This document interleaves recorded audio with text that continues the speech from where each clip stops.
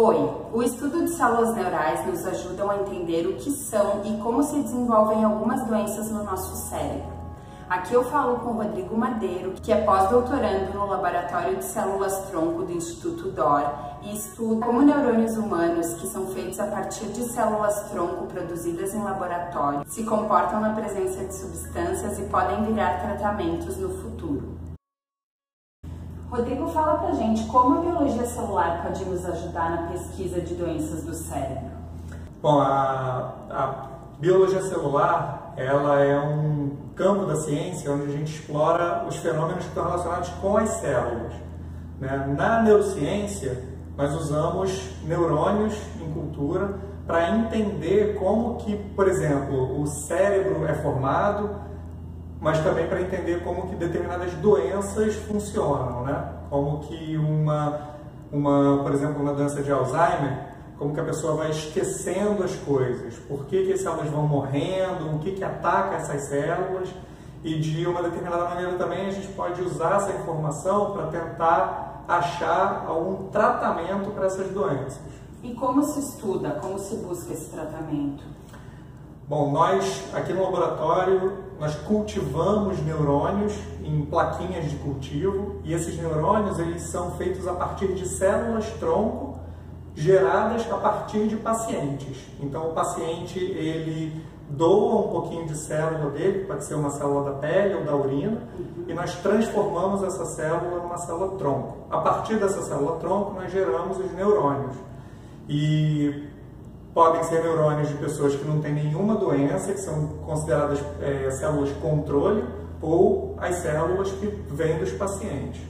A partir daí, nós testamos uma quantidade muito grande de diferentes moléculas, diferentes fármacos, para tentar entender, primeiro, o que esse fármaco, o que essa molécula faz na célula, e se ela tem a capacidade de reverter o que nós observamos nas células doentes.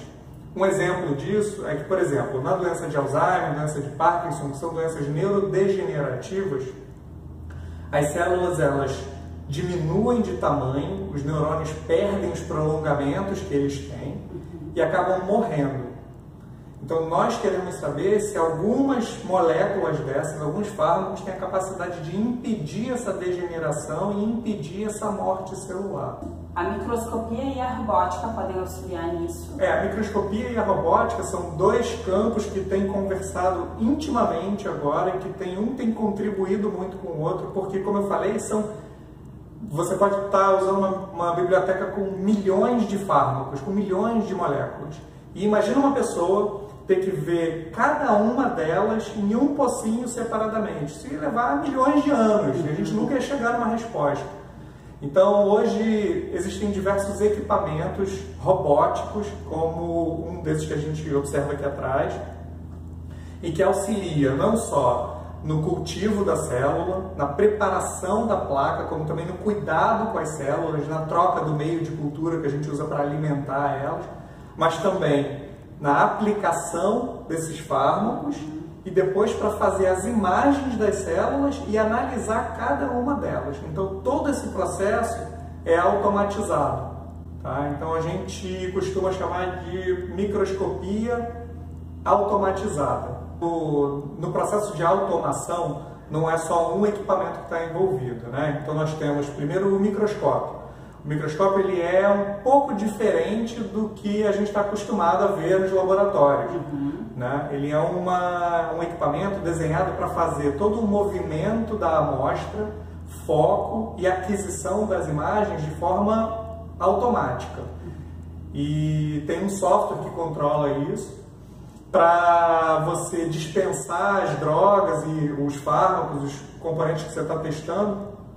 Tem um equipamento que chama um pipetador automático também, que tem a capacidade de você programar ele para ele dispensar exatamente o volume que você precisa para cada pocinho.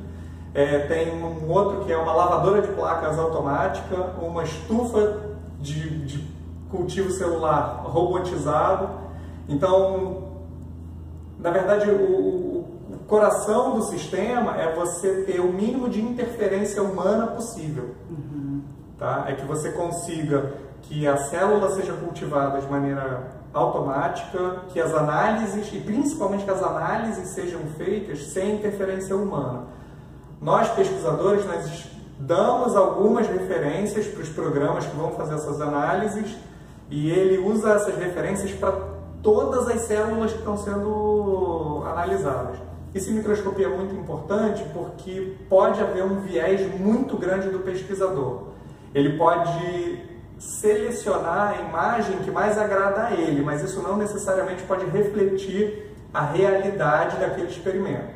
E quando você tem análises automatizadas e robotizadas, isso sai da mão do pesquisador.